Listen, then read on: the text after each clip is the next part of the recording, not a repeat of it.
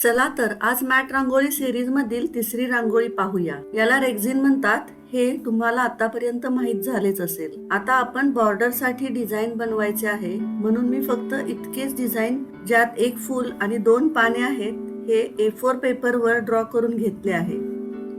तुम्ही स्क्रीनशॉट घेऊन print out घेऊ शकता.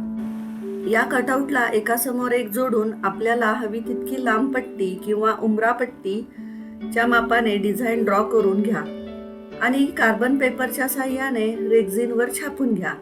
आता इथेपर्यंत आलात की तुमचे काम अतिशय सोपे होईल. डिझाईन काढणे फार अवघड नाही. थोडी ट्रिक वापरून तुम्ही कोणतेही डिझाईन काढू शकता. सोप्या पद्धतीने डिझाईन कसे काढायचे याचा स्टेप बाय स्टेप व्हिडिओ हवा असल्यास कमेंट करा. मी तसा व्हिडिओ तुमच्यासाठी बनवेन. आता नेहमीप्रमाणे रांगोळीचे कलर्स कॉम्बिनेशन ठरवून घ्या आणि डिझाईनची बॉर्डर आधी डार्क रंगाने करून घ्या. रंग कोणतेही वापरा, पण ते एकमेकांना पूरक दिसतील असे असावेत. ही रांगोळी क्लासमध्ये माझ्या स्टुडंटनी केली होती. आजवर मी अनेक विद्यार्थ्यांना ही रांगोळी शिकवली आणि आज त्यातील खूप जणी त्याला बिझनेस म्हणून करत आहेत. मी रांगोळीच्या या सिरीजमध्ये आजवर इतक्या टिप्स दिल्या आहेत की तुम्हाला क्रिएटिव्ह काम करायला आवडत असेल किंवा त्याची सवय असेल तर अगदी डिझाईन छापण्यापासून तर रांगोळीच्या फायनल फिनिशिंग पर्यंत मी इथे सांगत आहे आणि त्यामुळे तुम्हाला कुठेही क्लास करावाच लागणार नाही. पण इतके मात्र खरे की कोणत्याही कामासाठी कॉन्फिडन्स आणि इच्छा दोन्ही गोष्टी असणे गरजेचे आहे. तुम्हाला इच्छा आहे म्हणून तुम्ही इथपर्यंत व्हिडिओ पाहिलाच आहे. आता स्वतःवर विश्वास ठेवून साहित्य हातात घ्या आणि लागा कामाला. काही अडले तर मला विचारा, मी सांगेन. ही रांगोळी अगदी कोणीही घरी बनवू शकते आणि म्हणूनच ती खूप व्हायरल झाली. तुम्हाला फक्त डिझाईन आणि कलर कॉम्बिनेशन करता यायला हवे. तुम्ही कोणतेही डिझाईन मोठ्या आकारात प्रिंट काढून घेऊ शकता. त्यासाठी तुमच्या गावात जे मोठे झेरॉक्स किंवा प्रिंटचे दुकान आहे, जिथे बिल्डिंगचे प्लॅन प्रिंट करून मिळतात, असे दुकान तुम्ही शोधून काढा आणि त्याला सांगा तुम्हाला हव्या त्या साईजमध्ये प्रिंट करायला. आता तुम्ही म्हणाल की डिझाईन आम्ही कुठून घेऊ?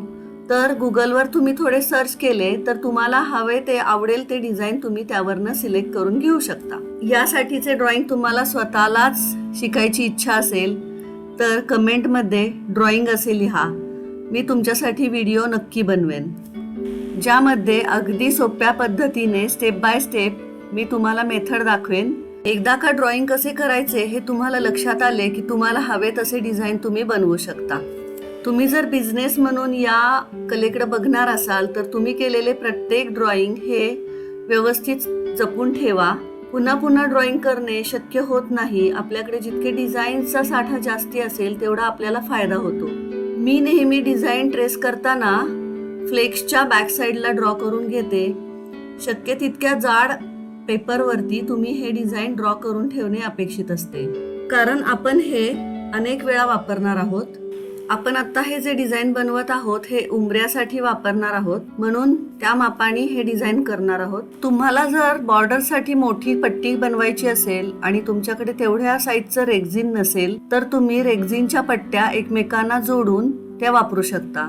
जोडताना तुम्ही ग्लूगननी सुद्धा त्याला अटॅच करू शकता किंवा तुमच्याकडे जर शिलाई मशीन असेल तर तुम्ही त्याच्यावर टिप मारूनही घेऊ शकता. आता इथे या रांगोळीमध्ये एक चूक झाली आहे. आम्ही इथे खाली जी ब्लँक जागा राहिली आहे तिथे हिरवा रंग वापरणे अपेक्षित असताना पिवळा भरला. असो, स्टुडंट होती, शिकताना असे कधी कधी होतेच आणि त्यातूनच आपण शिकत जातो. आपण पुन्हा हा कलर काढून दुसरा भरू शकत होतो, पण तिच्याकडे वेळ कमी असल्यामुळे तिने तोच कलर पुढे कंटिन्यू करण्याचा निर्णय घेतला. तुमच्यावर जर अशी कधी वेळ आली तर तो जो काढलेला कलर आहे तो पुन्हा आपल्याला ती वूल वापरता येत नाही, ती टाकून द्यावी लागते. नंतर वापरताना नवीन वूल वापरावी. अशा छोट्या छोट्या टिप्ससाठी व्हिडिओ पूर्ण बघणे किती महत्त्वाचे आहे हे तुमच्या लक्षातही आले असेल. आपल्या या सिरीजमध्ये पुढील डिझाईन लक्ष्मीची पावले असणार आहे, त्यामुळे लवकर चॅनल सबस्क्राईब करा. पुन्हा भेटू पुढील भागात. तर तयार आहात ना पुढील डिझाईनसाठी?